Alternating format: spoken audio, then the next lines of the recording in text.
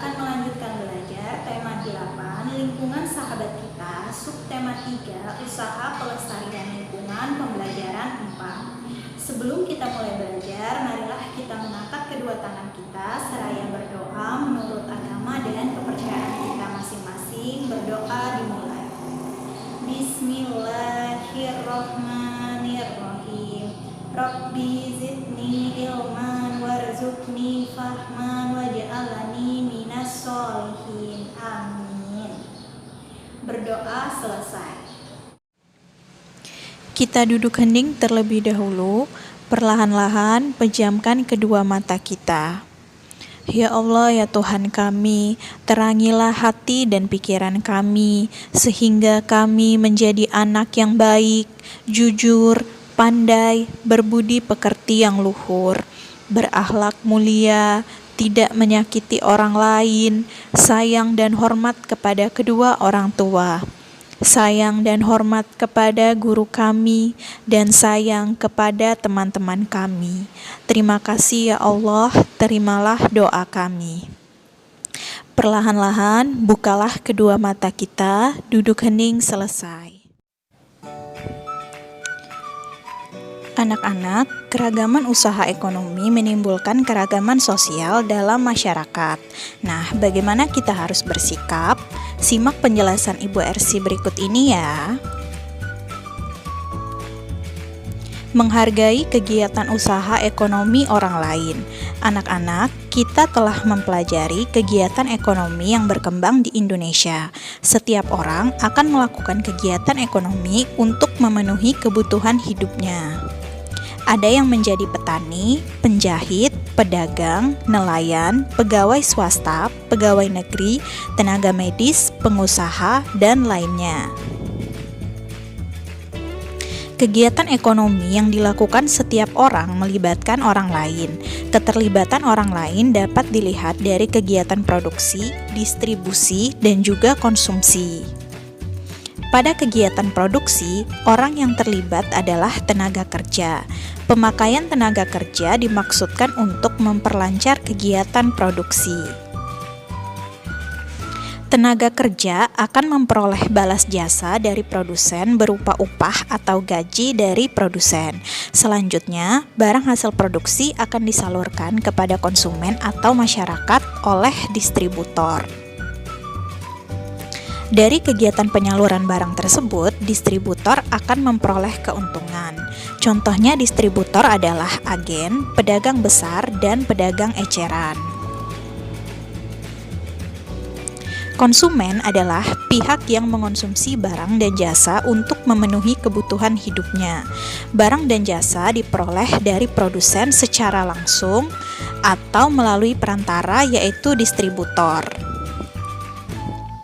Ketiga pelaku kegiatan ekonomi tersebut, yaitu produsen, distributor, dan juga konsumen, akan saling berhubungan membentuk arus diagram ekonomi. Setiap pelaku kegiatan ekonomi memiliki peran yang saling menguntungkan. Menurut kodratnya, manusia berperan sebagai makhluk sosial dan juga makhluk ekonomi. Sebagai makhluk sosial, manusia akan berhubungan atau berinteraksi dengan manusia lainnya. Sebagai makhluk ekonomi, manusia akan melakukan kegiatan ekonomi untuk memenuhi kebutuhan hidupnya. Dalam kehidupan sehari-hari, baik sebagai makhluk sosial maupun makhluk ekonomi, manusia hendaknya memiliki etika moral ya anak-anak. Dengan etika moral, manusia dapat menghargai setiap kegiatan ekonomi yang dilakukan oleh orang lain.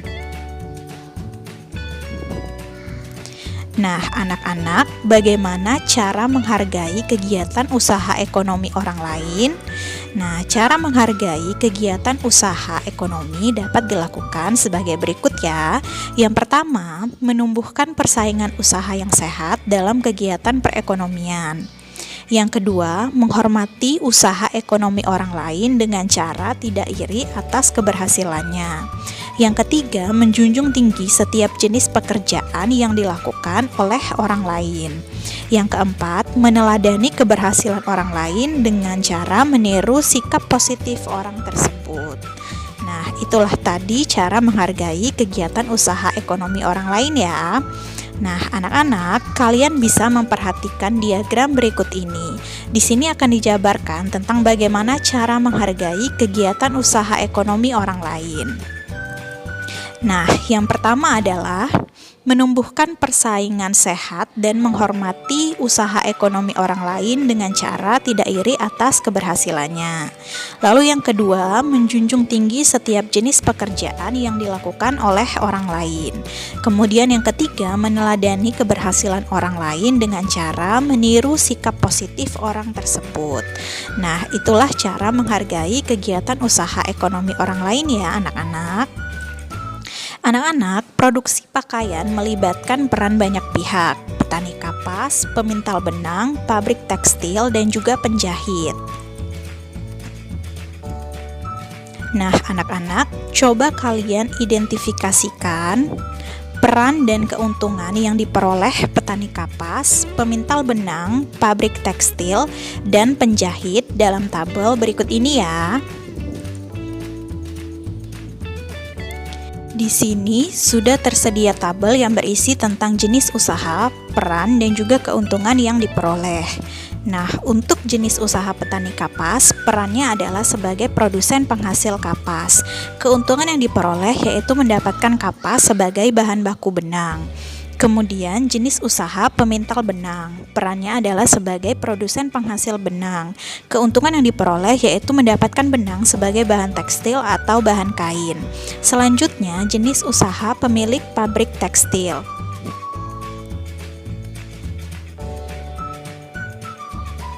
Perannya adalah sebagai produsen penghasil tekstil atau bahan. Keuntungan yang diperoleh yaitu mendapatkan tekstil sebagai bahan membuat baju atau pakaian. Jenis usaha selanjutnya yaitu pegawai pabrik tekstil. Perannya adalah sebagai tenaga kerja. Keuntungannya yang diperoleh untuk memperlancar kegiatan produksi. Nah, untuk itu ia mendapatkan upah atau imbalan. Selanjutnya jenis usaha penjahit. Perannya adalah sebagai jasa yang menjahit pakaian. Keuntungan yang diperoleh yaitu mendapatkan pakaian untuk digunakan sehari-hari. Nah, anak-anak, itulah tadi beberapa jenis usaha beserta dengan peran dan keuntungan yang diperolehnya. Baiklah anak-anak, sampai di sini materi pembelajaran kita hari ini. Selalu ingat pesan Ibu Ersi untuk rajin-rajinlah mencuci tangan dengan sabun di air mengalir. Kemudian jangan lupa untuk selalu menggunakan masker bila harus bepergian keluar rumah dan sebisa mungkin hindari kerumunan atau keramaian. Semoga pandemi ini segera berakhir supaya kita bisa bersekolah kembali secara tatap muka. Ibu akhiri, wassalamualaikum warahmatullahi wabarakatuh. Sampai berjumpa kembali di pembelajaran kita selanjutnya.